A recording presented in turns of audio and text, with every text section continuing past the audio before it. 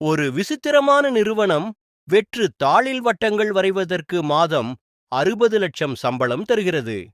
இதன் நேர்காணலில் முதலில் வந்தது கோழியா முட்டையா என்ற கேள்விக்கு நிரூபிக்க முடியாத ஒன்றை பற்றி ஏன் யோசிக்க வேண்டும் என்று சாதுரியமாக பதிலளிக்கும் ஒரு பெண்ணுக்கு வேலை கிடைக்கிறது.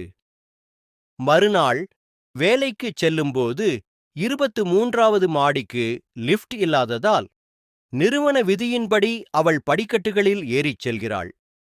அங்கு தரைத்தளத்தில் உள்ள வளைந்த வெள்ளைக்கோட்டின் வழியேதான் நடக்க வேண்டும், தொடர்ந்து காகிதங்களில் வட்டங்கள் வரைய வேண்டும் போன்ற பல விசித்திரமான கட்டுப்பாடுகள் அவளுக்கு தரப்படுகின்றன.